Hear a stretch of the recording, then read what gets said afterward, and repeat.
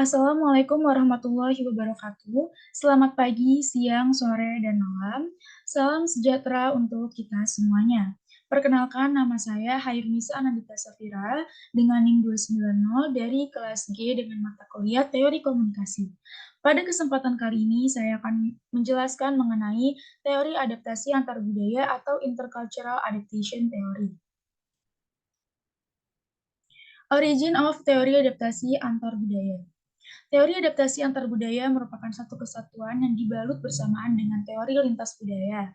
Salah satu tim ahli yang turut meneliti yaitu Kim and Ruben di tahun 1998, mereka berpendapat bahwa teori ini menjelaskan bagaimana seseorang dapat berproses dan beradaptasi yang mengarah pada pertumbuhan keterampilan komunikasi antar budaya lebih daripada waktu. Kim dan Ruben juga berpendapat bahwa kebanyakan orang dalam kebanyakan situasi beradaptasi dengan tekanan budaya terhadap perbedaan-perbedaan yang ada. Selanjutnya adalah pengertian dari teori adaptasi antar budaya. Teori adaptasi antar budaya merupakan teori yang merujuk pada pendekatan dan juga penyesuaian antara satu budaya ke budaya lain yang sangat beragam agar dapat diselaraskan dengan baik. Konsep dan tujuan dari teori adaptasi antar budaya adalah mengacu pada penyesuaian perilaku dan juga sikap seseorang terhadap perbedaan-perbedaan kebudayaan yang ada, yang kemudian memiliki tujuan untuk mempermudah penyesuaian serta beradaptasi dari budayanya menuju ke budaya lain. Sudut pandang dari teori adaptasi antar budaya. Teori ini berasumsi bahwa segala bentuk dan cara dalam beradaptasi akan merujuk pada sebuah tujuan, cara individu saling melakukan interaksi dan juga berkomunikasi untuk mencapai tujuan tersebut. Visi dan misi dari teori adaptasi antar budaya sudah jelas, yaitu untuk menyelaraskan dan juga menyesuaikan dari satu budaya ke budaya lain agar tidak terjadinya mispersepsi dan juga westernisasi. Maka dengan itu, teori adaptasi antar budaya memiliki cara-cara untuk beradaptasi, yaitu salah satunya dengan mengingat tujuan, dengan menyesuaikan cara-cara individu dalam menyelaraskan budaya-budaya tersebut. Adapun caranya seperti berkomunikasi dan juga berinteraksi. Selanjutnya adalah elements of intercultural adaptation theory. Yang pertama ada personal communication, social communication, dan ethnic social communication. Personal communication yaitu dapat terjadi apabila seseorang sadar akan adanya hal yang mempengaruhi lingkungannya, kemudian menghasilkan sebuah makna yang memberikan reaksi terhadap objek. Penyesuaian dengan pendekatan komunikasi pribadi akan disalurkan melalui 3 unsur, yaitu kognitif atau pengetahuan, afektif, dan juga operasional. Yang kedua dan yang ketiga yaitu social communication dan ethnic social communication. Komunikasi terjadi apabila individu memiliki garis latar budaya yang sama, misalnya individu pendatang melakukan interaksi dengan individu setempat, kemudian asal suku dan budaya mereka sama. Contohnya adalah misalnya ada sekumpulan mahasiswa KKN datang ke daerah uji KKN mereka. Maka mereka akan melakukan interaksi dengan warga setempat yang memiliki kebudayaan yang jelas latar belakangnya berbeda dengan sekumpulan mahasiswa KKN tersebut. Tapi setelah berbincang-bincang, setelah berinteraksi, ternyata ada mahasiswa KKN yang lahir di tanah tersebut dan juga memiliki kebudayaan yang sama, memiliki ciri khas yang sama dan kekhasan yang sama. Sehingga mahasiswa KKN tersebut mendeklarasikan bahwa mereka memiliki kebudayaan yang sama dengan warga setempat. Nah, disinilah terjadi dan terimplementasi social communication dan juga ethnic social communication, di mana terjalin interaksi dengan garis latar budaya yang sama antara budaya asing dengan budaya setempat, yaitu seperti hubungannya dengan mahasiswa KKN, salah satu mahasiswa KKN dengan warga setempat. Selanjutnya adalah environment dan juga predisposition. Environment atau lingkungan merupakan salah satu elemen yang cukup penting dalam kesuksesan komunikasi antar budaya. Hal ini didominasi dengan beberapa unsur, yaitu penerimaan tuan rumah, resiko tekanan yang diberikan dari tuan rumah, serta kekuatan kelompok etnis. Di beberapa daerah masih banyak yang menganut sistem westernisasi, atau bahkan yang menganut sistem westernisasi ini sendiri dari warga asingnya itu sendiri. Jadi, kenapa lingkungan ini menjadi salah satu unsur yang juga penting dalam komunikasi antar budaya, karena lingkungan ini yang membawa westernisasi ini untuk tetap tumbuh.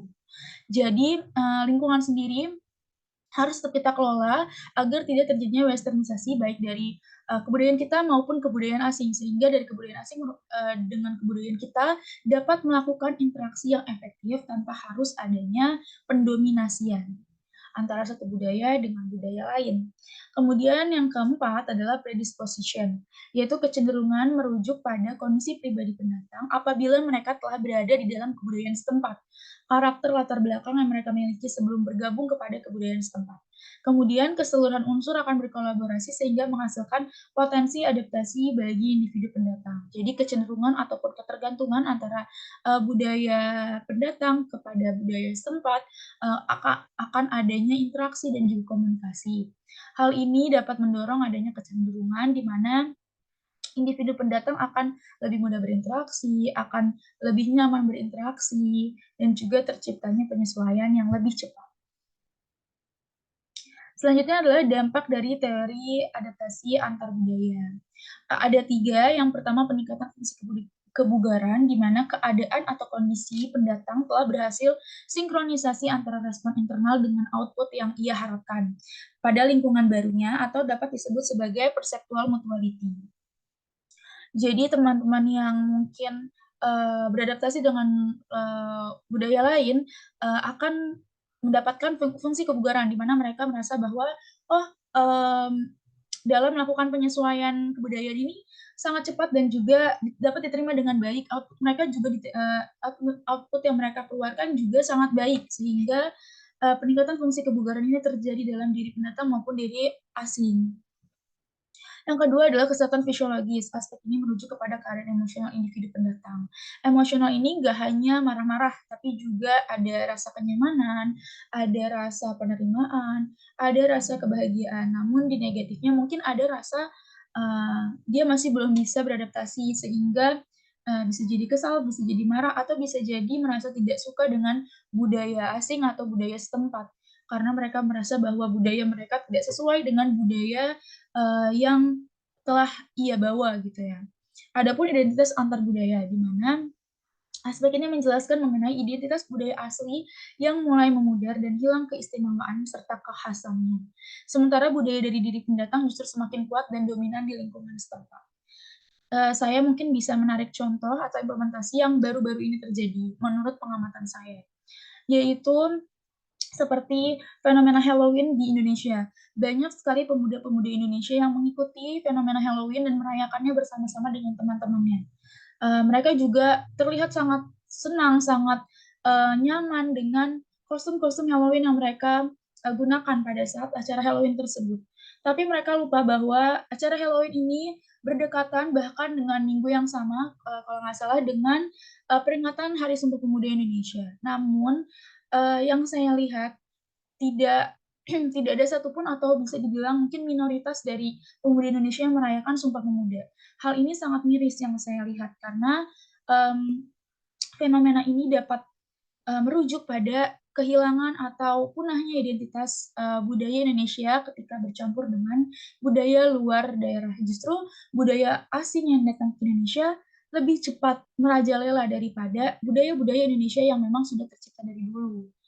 Hal ini merupakan implementasi dari dampak negatif dari intercultural adaptation theory. Adapun contoh kasus dari keseluruhan teori adaptasi antar budaya yang saya ambil, yaitu adaptasi budaya mahasiswa asal Indonesia di Australia, di mana para mahasiswa, Indonesia ini datang ke Australia untuk melanjutkan studi mereka.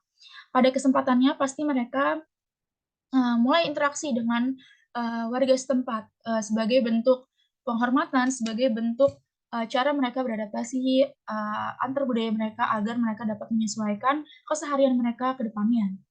Mereka mulai memperhatikan adat budaya dan juga, norma-norma yang berlaku di Australia, serta mereka juga mempelajari dan memahami bagaimana cara berinteraksi secara formal dan juga non formal yang berlaku di Australia yang mungkin sangat berbeda dengan, mmm, budaya Indonesia.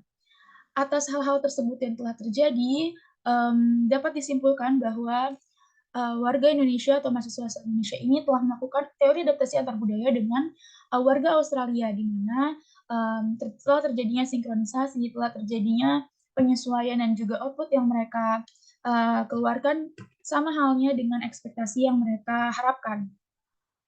Hal ini telah menunjukkan bahwa teori adaptasi antar budaya ini telah berhasil, dilaksanakan di, lingkup mahasiswa mahasiswa Indonesia dengan, masyarakat-masyarakat Australia. Sekian pemaparan dari saya, kurang lebihnya mohon maaf. Wassalamualaikum warahmatullahi wabarakatuh.